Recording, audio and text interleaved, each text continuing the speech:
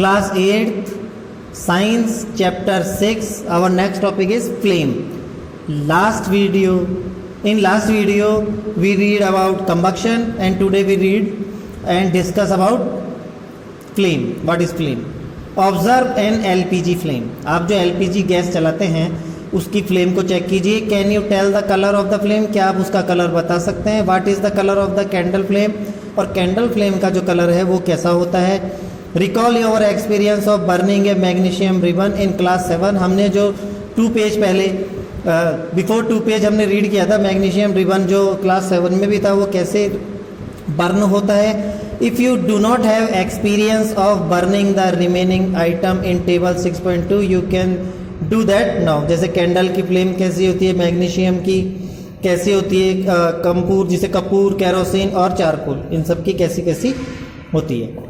देखिए, colour of a candle flame and the flame of a kitchen stove, ये इस तरीके की होती है. और flame of kerosene lamp, candle and Bunsen burner, ये 3 अलग अलग टाइप्स की है. Record your observation and mention whether on burning the material from a flame और नॉट. आपको कुछ ये मटेरियल्स के बारे में बोल रहा है कि इनमें से कौन फ्लेम देता है और कौन नहीं देता. तो कैंडल फ्लेम देती है, मैग्नीशियम रिबन फ्लेम देता है, कपूर भी फ्लेम देता है, केरोसिन स्टोव भी फ्लेम देता है और चारकोल फ्लेम नहीं देता है. स्ट्रक्चर ऑफ फ्लेम, फ्लेम का स्ट्रक्चर कैसे होता है? देखिए, इस तरीके की होती है. The substance which vaporise during burning, ऐसी चीज़ें जो बर्निंग के दौरान वेपोराइज हो जाती है, मतलब ऊपर उड़ जाती है वाष्प बन करके. गिव फ्लेम्स, वो सब फ्लेम्स देती है. For example, kerosene oil and molten wax rise through the wick and are vaporised during burning and form flame. तो केरोसिन ऑयल हो या फिर मॉल्टन वैक्स हो, वो अपनी जो विक जो उसका स्ट्रक्चर होता है उससे ऊपर की ओर जब जलती है तो उससे ऊपर की ओर उठने लगती है और फ्लेम बनाती है. Charcoal on the other hand does not vaporise, जो चारकोल कोयला होता है वो वेपोराइज नहीं होता है, so does not produce a flame, तो वो फ्लेम को प्रोड्यूस नहीं करता है. In activity 6.5 could the vapour of wax coming out the glass tube be the cause of flame produce. तो ये ऐसे बता रहे हैं, ग्लास ट्यूब इन्होंने लिए, इसकी जो वेपर है तो यहाँ से वो देख रहे हैं तो वो वेपर इसमें से जाते हुए यहाँ भी जलने लग जाती है.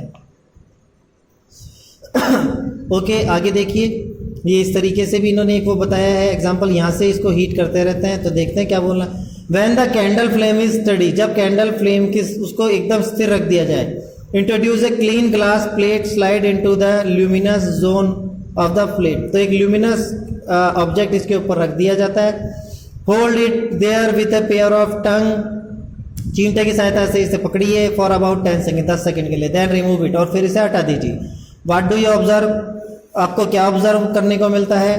A circular blackish ring is form on the glass plate slide, एक सर्कुलर रेड ब्लैक कलर की रिंग आपको फॉर्म होती हुई दिखाई देगी. It indicate the deposition of unburn carbon particle present in the luminous zone of the flame. तो ये हमको ये बताता है, जो ब्लैक कलर का जो रिंग है ये हमको ये बताता है कि जो कार्बन पार्टिकल अभी तक नहीं जले हैं वो ल्यूमिनस जोन पे हमें फ्लेम के तौर पे दिखाई देते हैं. Hold a thin long copper wire just inside the non luminous zone, एक लॉन्ग कॉपर वायर को non luminous zone of flame for about 30 second के ऊपर रखिए. Notice that the portion of the copper wire just outside the flame get red hot. तो जो copper wire का जो outside वाला भाग था, जो पार्ट था, वो रेड हॉट हो जाता है, गर्म हो जाता है. Does it indicate that non luminous zone of the flame has a high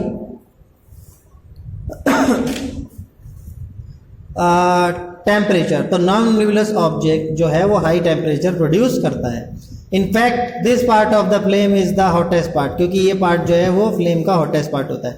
ये देखिए, hottest part, moderately part, moderately hot, least hot, wax candle, inner most zone of unburned wax vapours जिसे ब्लैक होती है, middle zone of particle combustion जो कि yellow होता है, और outer zone of complete combustion जो कि ब्लू कलर में हमें दिखता है.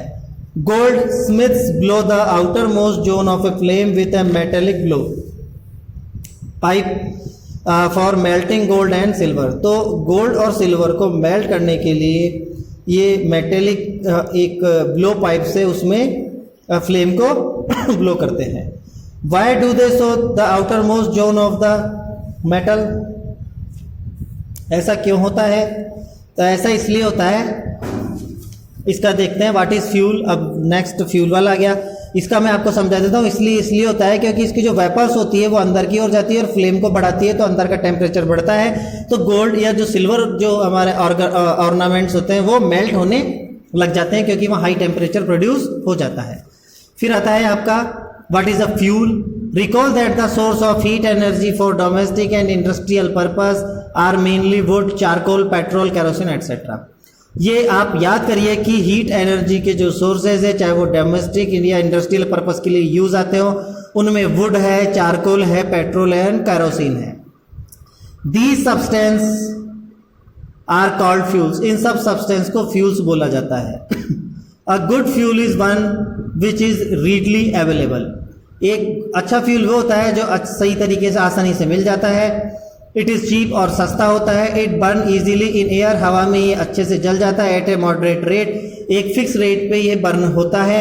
It produce a large amount of heat. ये काफ़ी हीट देता है। It does not leave behind any undesirable substance. और ये जलने के बाद कोई भी सब्सटेंस को अधूरा नहीं छोड़ता है। There is probably no fuel that could be considered as an ideal fuel. इसलिए यहाँ पे ऐसा कोई भी फ्यूल नहीं है जिसे आइडल फ्यूल के तौर पे जाना जा सकता हो। We should look for a fuel which fulfill most of the requirement for a particular use। और आज के उपयोग को देखते हुए हमें ऐसे ही फ्यूल की ज़रूरत है जो हमारी ज़रूरतों को पूरा करे। Fuel differ in the cost. Fuel कीमत में अलग होता है। Some fuel are cheaper than other. कुछ फ्यूल सस्ते होते हैं तो कुछ फ्यूल इनके मुकाबले महंगे होते हैं।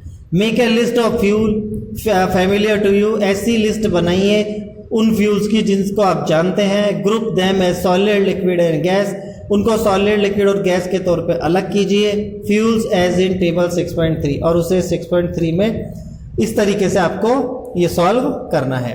तो नेक्स्ट टॉपिक है फ्यूल इफिशियंसी। ये नेक्स्ट वीडियो में कंप्लीट करेंगे।